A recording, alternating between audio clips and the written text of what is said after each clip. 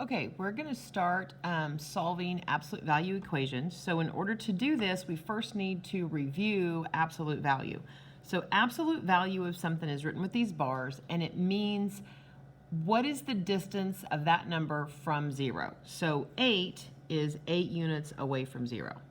Negative 8 is also 8 units away from 0. So a lot of people just think of the absolute value as taking the negative sign off. So the absolute value of something is always positive.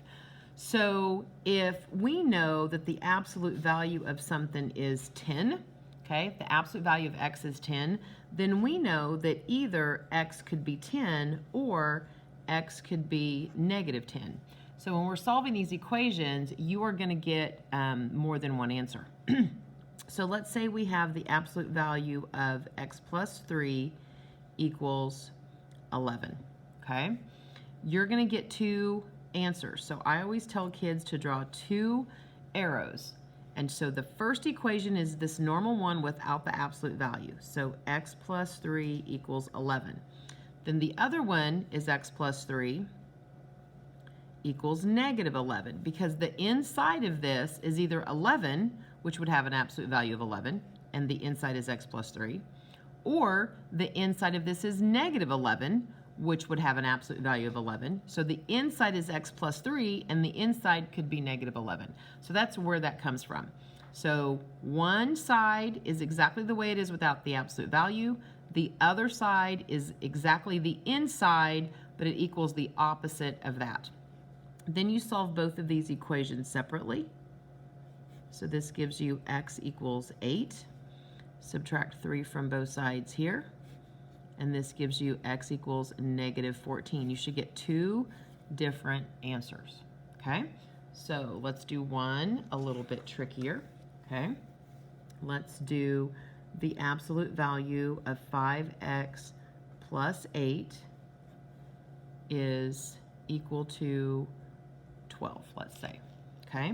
So we're going to have two equations, 5x plus 8 equals 12, or 5x plus 8 equals negative 12. So if I subtract 8 from both sides, we get 5x equals 4. Divide both sides by 5, and you get x equals 4/5.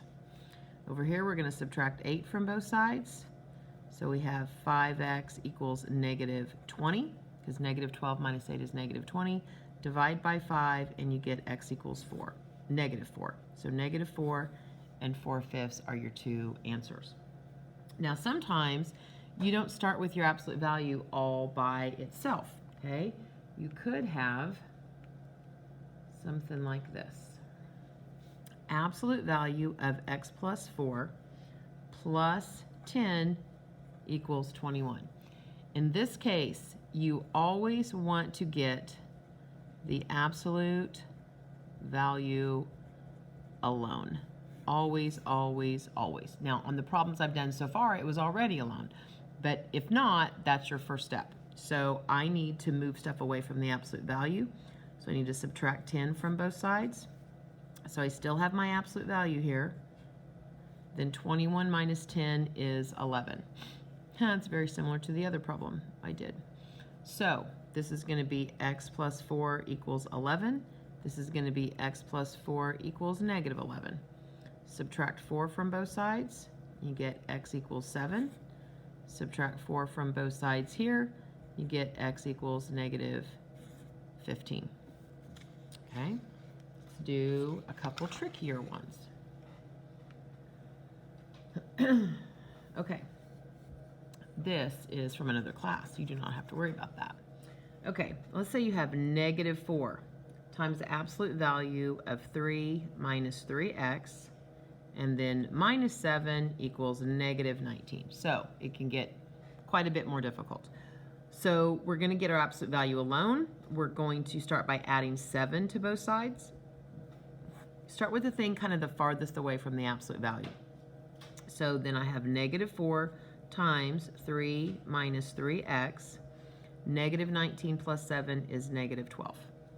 Okay, now I'm going to divide both sides by negative 4 because I want to get this absolute value thing alone. So notice the similarity between what we've been doing. We have this L shape.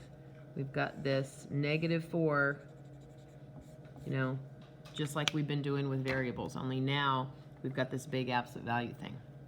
Okay, so now we have absolute value of 3 minus 3x equals positive 3. Now that my absolute value is alone, it's the only thing on the left side of the equal sign, I can break it up into two equations. So 3 minus 3x equals 3.